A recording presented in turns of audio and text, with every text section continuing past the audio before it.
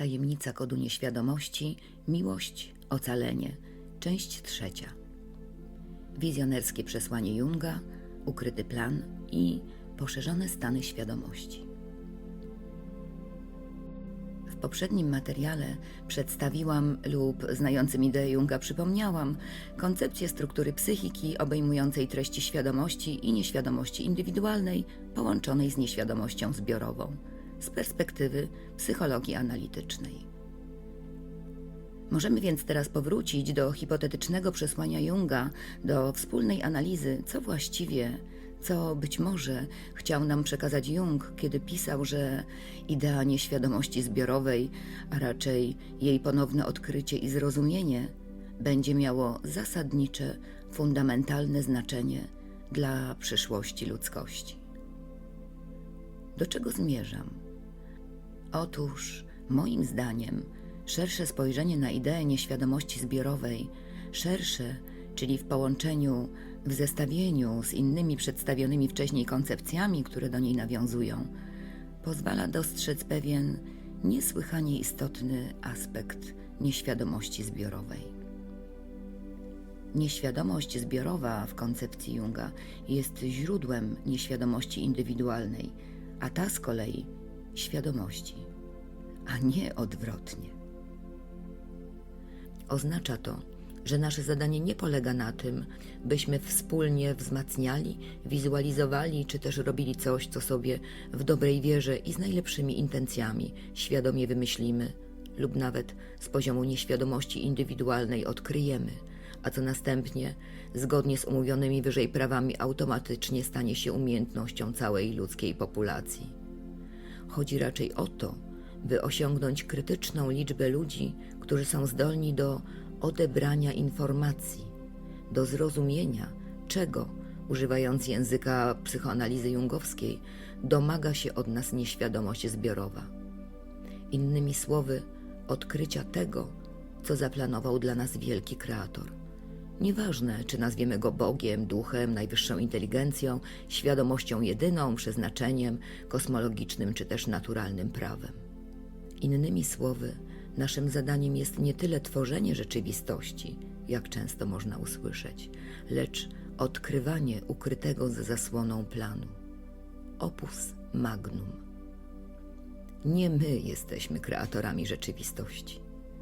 Pamiętajmy, że nieodłączną cechą prawdziwych mistyków jest wielka pokora.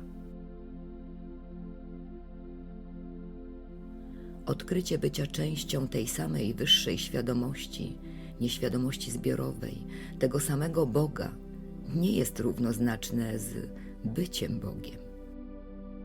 Warto mieć w pamięci kasus magika, członka i współzałożyciela zespołu Paktofonika. 9 pięter niżej może się okazać, że bogami jednak nie jesteśmy. Jestem Bogiem, światom to sobie, ty też jesteś Bogiem, tylko wyobraź to sobie. Nie wszystko, co będziemy wzmacniać poprzez kierowanie uwagi czy wizualizację, może się zrealizować. Scenariuszy jest wiele, lecz ich ilość jest jednak ograniczona. Wiedza o tym, jakie scenariusze mają szansę, aby się zrealizować, jest ważna. W chwili obecnej kluczowa. Aby zrozumieć, jak to się dzieje, że możemy uzyskać informacje z duchowej przestrzeni nieświadomości kolektywnej, należy przyjrzeć się samej naturze czasu. Koncepcja czasu jako zjawiska liniowego pozostaje w sprzeczności z najnowszymi wynikami badań naukowych, a przede wszystkim mechaniki kwantowej i termodynamiki systemów nierównowagowych. Synteza dawnych idei taoizmu, księgi przemian i praktyk wyroczni tybetańskich z najnowszymi osiągnięciami w zakresie rzeczywistości wirtualnej i matematycznej teorii wielkości fraktalnych każe nam rozumieć, pojmować czas jako strumień płynący z przyszłości, który w zderzeniu ze światem obiektów kreuje nieustannie zmieniającą się teraźniejszość. Przyjmując taką perspektywę, możemy mówić o wielu prawdopodobnych scenariuszach przyszłości wirtualnych. Przeszłość nie determinuje przyszłości, chociaż niewątpliwie ma na nią wpływ. Posłużę się przeczytaną gdzieś metaforą porównującą sytuację człowieka do sytuacji kierowcy, który usiłuje prowadzić samochód, siedząc tyłem do kierunku jazdy. Umiejętność odczytywania informacji zakodowanych w nieświadomości zbiorowej odpowiadałaby podarowaniu mu małego lusterka, w które może od czasu do czasu rzucić okiem i zobaczyć, co dzieje się na jego drodze, by wykonać odpowiedni manewr. Czym jest lusterko? Lusterkiem, w którym możemy zobaczyć niezbędne informacje, są poszerzone stany świadomości. Poszerzone stany świadomości to temat, którym zajmuję się od lat. Zainteresowałam się nimi, kiedy jedna z wizji, która pojawiła się w trakcie warsztatów wprowadzających w poszerzone stany świadomości, okazała się być wizją prekognicyjną. Podczas warsztatu oddychania holotropowego miałam piękne wizje. Byłam syreną, nimfem, elfem i aniołem. Byłam plejadianką i przedstawicielką pradawnej, albinoskiej, świetlistej cywilizacji. Odwiedziłam barwne, bajkowe krainy i niezwykłe miejsca mocy. Zakończeniem tego fascynującego doświadczenia była wizja całkowicie odbiegająca od pozostałych. Wydała mi się niezrozumiała, uboga i prymitywna, szczególnie w porównaniu z wcześniejszymi. Z perspektywy wielu doświadczeń, będących wynikiem różnych procesów, niekoniecznie holotropowych, mam pewność, że bardzo często właśnie ta wizja, wgląd, intuicja, sen lub realne wydarzenie, które uważamy za zupełnie nieistotne, jest tym najważniejszym. Pod koniec warsztatu oddychania holotropowego, po rytualnym hamsa i przekazanej mi wiadomości keep the rhythm, po odwiedzeniu królestwa elfów, syren, aniołów i nimf, transowa muzyka doprowadziła mnie do odmiennej od pozostałych wizji. Zobaczyłam teatr. Ciemna scena, 4 symetrycznie rozmieszczone małe krzesła, czerwone, żółte, zielone i niebieskie. Pomiędzy nimi, na środek sceny, wlewa się z góry jasne, lśniące światło, umożliwiające ich zobaczenie. Więcej o tym, w jaki sposób urzeczywistniła się moja pierwsza prekognicyjna wizja w cyklu The Heroine's Journey w odcinku Prekognicja. O tym, że była to wizja prorocza, dowiedziałam się rok później. Niezrozumiała wizja pojawiła się przy okazji niezapowiedzianego wcześniej spektaklu teatralnego poprzedzającego wykład Jerzego Prokopiuka, mojego przyjaciela, pisarza, ezoteryka, heretyka, pierwszego tłumacza dzieł Junga. Etiuda teatralna na scenie kameralnej Teatru Śląskiego w Katowicach nad Belmer Café, w której miały miejsce organizowane przez Andrzeja Urbanowicza cykliczne wykłady, przywitała mnie reminiscencją, wiernym odbiciem mojej holotropowej wizji. Zobaczyłam teatr, ciemną scenę, 4 symetrycznie rozmieszczone małe krzesła, czerwone, żółte, zielone i niebieskie. Pomiędzy nimi na środek sceny wlewa się z góry jasne, lśniące światło, umożliwiające ich zobaczenie.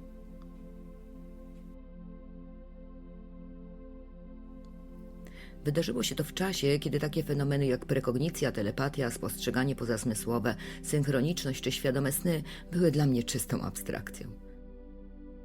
Jak zapewne wiecie, jestem lekarzem psychiatrą, co oznacza, że odebrałam solidne, biologiczno-materialistyczne, akademickie, jak najbardziej rockefellerowskie wykształcenie. Wrodzona ciekawość i jednak, pomimo artystycznej duszy umysłu naukowca, zmusiły mnie do eksplorowania doświadczenia, poszukiwania jego źródeł, przyczyn i podstaw. Wizja okazała się być ważna dla odkrywania mojej własnej drogi, mojego własnego przeznaczenia, osobistej misji, monomitu. Okazała się być kierunkowskazem, swego rodzaju leitmotywem, ze szczególnym akcentem na słowo light, światło, bo to właśnie ten symbol okazał się być w moim indywidualnym procesie najważniejszym. Motyw 5 żywiołów, gdzie 5. żywiołem jest światło, pojawiał się cyklicznie, cyrkularnie w moim życiu na różnych płaszczyznach, poczynając od tworzonych w tym samym czasie w zupełnie innych celach przeze mnie inne osoby, identycznych logo z motywem 4 ćwiartek, czerwona, zielona, żółta i niebieska, połączonych białym centralnym punktem, poprzez wizję wkroczenia w 5. żywioł, będąc jednocześnie światłem, miłością, kreacją w znaczeniu źródła inspiracji twórczej oraz eterem, na warsztacie poświęconym szamanizmowi celtyckiemu. Aż po wspólne wizje 5. żywiołu, światła, łączącego 4 pozostałe żywioły w trakcie prowadzonych przeze mnie warsztatów oddychania transcendentalnego.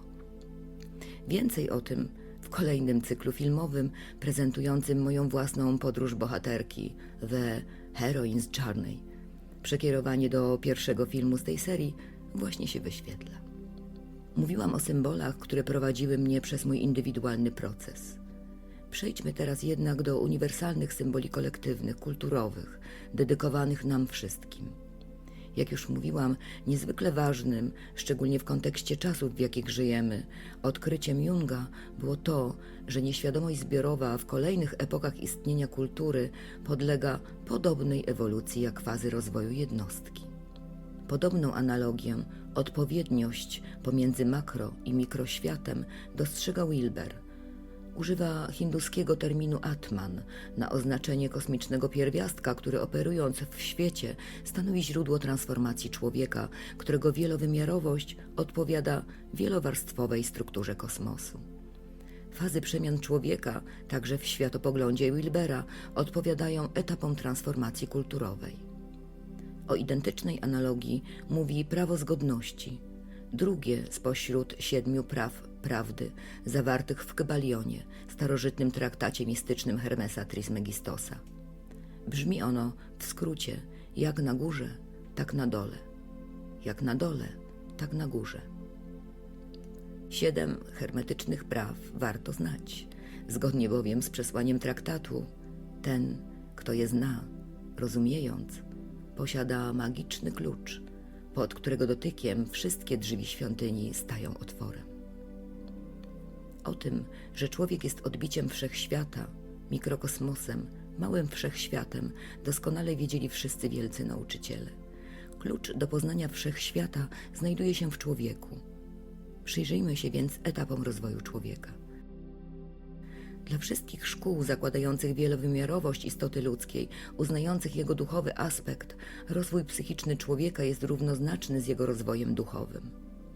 Rozwój indywidualny, który Jung nazwał indywiduacją, jest procesem stopniowego przekształcania się psyche człowieka w stan jaźni.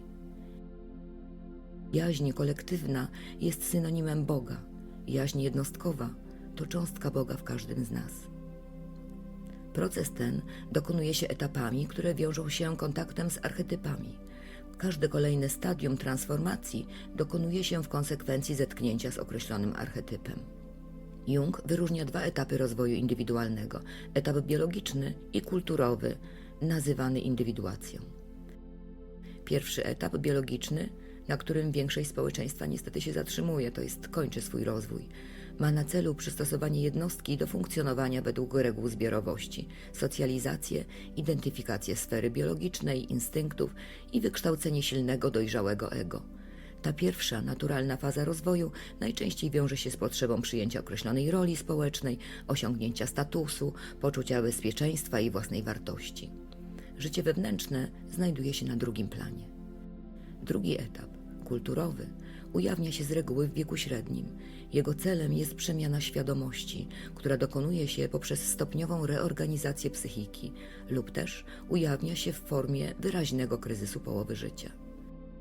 Początek procesu indywiduacji, manifestujący się tzw. kryzysem połowy życia, często wiąże się z pojawieniem się różnych problemów psychicznych, zaburzeń typu nerwicowego i afektywnego, które przy słabo ukształtowanym, niedojrzałym ego mogą się utrwalać, a nawet doprowadzić do rozpadu osiowej struktury psychiki. Wówczas proces indywiduacji zostaje zablokowany. Etap kulturowy najczęściej wiąże się z potrzebą indywidualnego kontaktu z dziełami kultury, koncentracją na rozwoju wewnętrznym i samorealizacji. Jego celem jest zjednoczenie przeciwieństw wpisanych w ludzką naturę, osiągnięcie całości, rozwój pełni osobowości i realizacja potencjału. Życie psychiczne według Junga posiada własną energię i zmierza do określonego celu. Odpowiada to wspomnianej już koncepcji monomitu sformułowanej przez Josepha Campbella, w której zadaniem człowieka jest odkrycie własnego mitu, realizacja indywidualnej misji, którą opisuje metafora podróży bohatera. Celem etapu kulturowego jest integracja świadomych i nieświadomych aspektów psychiki, osiągnięcie całości, którą reprezentuje archetyp jaźni. Indywiduacja jest więc procesem rozwojowym, który dokonuje się poprzez konfrontację i integrację kolejnych archetypów stanowiących właściwą treść nieświadomości zbiorowej. Zrozumienie znaczenia archetypów i jego integracja jest warunkiem przejścia na kolejny, dalszy etap rozwoju. Odkrycie istnienia archetypów, z którymi wchodzimy w życie, zmienia w sposób zasadniczy rozumienie istoty ludzkiej egzystencji. Odkrywa bowiem jej celowość i nadaje naszemu życiu głęboki sens. Nie przychodzimy na ten świat jako tabula rasa, carte blanche, niczym czysta karta, tablica niezapisana żadnymi znakami, w stanie umysłu pozbawionym jakiejkolwiek wiedzy. Przeciwnie, rodzimy się, wchodzimy w życie wyposażeni w kody przeznaczenia, kody indywidualnej i niepowtarzalnej misji, tak jak niepowtarzalną, jedyną w swoim rodzaju ważną częścią całości wszechświata jest każdy z nas. Wchodzimy więc w życie w pewnym sensie psychicznie pełni. Cały rozwój psychiki, od dzieciństwa aż do w pełni rozwiniętej psychiki dorosłego, dokonuje się zgodnie z archetypowymi wzorcami. Naszym zadaniem jest ich odkrycie i odszyfrowanie ich znaczenia. Rozpoznanie ukrytego w nieświadomości kodu, integracja każdego z archetypów stanowi kolejny etap indywidualnego rozwoju, który ma przebieg nie liniowy, lecz cyrkularny. Pojęcie archetypu nie jest łatwe do zdefiniowania, nie da się go w pełni zwerbalizować, można go jedynie pojmować intuicyjnie, opisywać za pomocą metafory.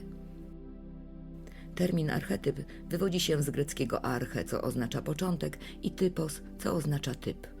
Można powiedzieć, że jest to pewien praobraz, obraz pierwotny, pierwowzór postaci, zdarzenia, motywu lub schematu, wzorzec zachowania, myślenia i przeżywania.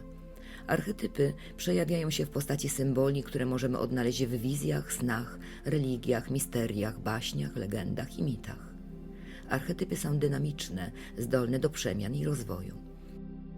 Źródłem archetypów, podobnie jak nieświadomości kolektywnej, której są treścią, są utrwalone w psychice zapisy powtarzających się przez wiele pokoleń doświadczeń. Archetypy niosą ze sobą znaczny ładunek emocjonalny. Owa specyficzna energia, jaką posiadają archetypy, pochodzi od instynktów, które są ich podłożem. Jednakże warstwa treściowa archetypów może znacznie różnić się od tej, którą niosą w sobie instynkty. Może nawet stanowić ich całkowite przeciwieństwo. Dzieje się tak, kiedy pojawia się i działa archetyp wysoko rozwinięty, duchowy, którego cele mogą być sprzeczne z celami instynktownie realizowanymi przez biologiczną stronę natury ludzkiej. Wówczas archetyp może nawet użyć energii instynktu do walki z nim. Archetypy pełnią w procesie indywiduacji rolę specyficznych kamieni milowych. Kolejno wyłaniające się z nieświadomości archetypy generują przeżywanie określonych stanów psychicznych, determinują rozwój psyche, a jednocześnie chronią ją przed bezpośrednim, potencjalnie niszczącym kontaktem z niezróżnicowaną nieświadomością. Każda konfrontacja z archetypem wiąże się z poszerzeniem granic ego, świadomości, prowadzi do rozpadu i przemiany dotychczasowego ego, które musi zasymilować i zintegrować treści z nieświadomości. Ze względu na ogromną energię, jaką niesie z sobą archetyp, każdy kontakt z nim jest równoznaczny ze spotkaniem z numinozum. Doświadczenie numinozum każdorazowo wiąże się z czasowym zawładnięciem psychiki i jest zdarzeniem całkowicie niezależnym od woli jednostki. Dysponując potencjalnie wielokrotnie większym ładunkiem energii niż świadoma, indywidualna część psyche, archetyp powoduje abaissement du niveau mental, obniżenie progu świadomości, w wyniku czego treści nieświadome przejmują częściowo kontrolę nad świadomością oraz wnoszą w nią nowe treści psychiczne lub znaczenia. Przeżycie numinozum jest konfrontacją z potężną, zniewalającą siłą, której nie da się przezwyciężyć. Można się jedynie na nią otworzyć. Jung wyróżnia 2 rodzaje archetypów. Archetyp perse, potencjalny, nierozpoznawalny, niezróżnicowany praobraz bytujący w nieświadomości zbiorowej oraz archetyp inse, który pojawia się w sferze świadomości jako konkretny obraz, zdarzenie lub proces. W chwili, gdy archetyp w naturalny sposób wkracza w jednostkowe doświadczenie, zaczyna spontanicznie tworzyć i aktywować kompleks. Termin kompleks w rozumieniu psychologii jungowskiej ma niewiele wspólnego z jego potocznym rozumieniem. Jego sens bardziej oddaje określenie złożoność. Nieświadoma, indywidualna część psychiki formuje się w tzw. kompleksy, przy czym kompleks oznacza tu pewien zespół jednostek psychicznych takich jak poglądy, przekonania czy postawy, zogniskowanych wokół jednego centralnego wątku i wyposażonych w niezwykle silny ładunek afektywny. Kompleksy to oderwane części osobowości, które odłączyły się od świadomości w wyniku traumy, doświadczonej w odległej przeszłości lub też w aktualnym życiu. Kompleksy stanowią autonomiczne elementy psychiki, które mogą działać jak niezależne osobowości mające własne życie psychiczne i własną energię. Można je sobie wyobrazić jako pewien konglomerat wewnętrznych postaci zamkniętych w celi nieświadomości, którym uniemożliwiono wyrażenie siebie, kontakt ze światem zewnętrznym i realizację potrzeb. Kiedy tylko pojawi się możliwość ucieczki z niewoli, skorzystają z okazji, by najprostszą i najszybszą drogą zawalczyć o to, czego potrzebują. W sprzyjających okolicznościach mogą nawet przejąć kontrolę nad całą osobowością, wykorzystując psychikę dla własnych celów. Jung porównuje kompleksy do wasali buntujących się w królestwie, lecz nazywa je także bytami wyposażonymi w określony rodzaj świetlistości, która wyraża się w symbolice iskierek duszy, wielości oczu czy gwieździstego nieba. Kompleksy mają znaczący, najczęściej niekorzystny wpływ na relacje międzyosobowe. Poprzez swój aspekt emocjonalny zniekształcają rzeczywistość, bywają przyczyną głębokiego kryzysu i wielkiego cierpienia. Mogą być źródłem nerwicy, zaburzeń osobowości, a nawet psychos. Część kompleksów może przejawiać postawy niedojrzałe, inne jednak stanowić mogą, jak mówi Jung, elitarne bogactwo człowieka. Kompleksy mogą bowiem przejawiać pozytywne aspekty, czego przykładem może być ich komplementarna rola wobec sztywnej jednostronności ego. Mogą być całkowicie niezależnym od świadomości źródłem rozwoju życia psychicznego. Rozpoznane i właściwie zinterpretowane umożliwiają dotarcie do ukrytych w nieświadomości zasobów. Celem charakterystycznej dla kompleksów tendencji do ekspresji jest zawsze ostatecznie wyrażenie pełni psychy. Ujawniającemu się archetypowi towarzyszą zjawiska synchroniczne, łączące zjawiska rzeczywistości materialnej ze światem psychiki. Odkrycie osobistego znaczenia archetypu, jego emocjonalnego kontekstu ma podstawowe, fundamentalne znaczenie dla procesu indywiduacji. Archetyp zidentyfikowany i uświadomiony może ulec transformującej integracji, stając się kolejnym etapem w procesie indywiduacji. Jeśli pojawiający się w doświadczeniu jednostkowym archetyp nie zostanie rozpoznany, powraca on do nieświadomości jako autonomiczny kompleks. Wówczas będziemy musieli powtórzyć lekcję i będziemy ją powtarzać aż do skutku. You see, this isn't the first time.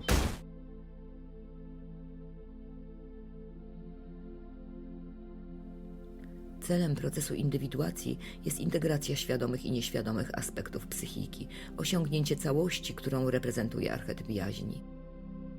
Tak jak ego stanowi centrum świadomości, jaźń jest centrum całości.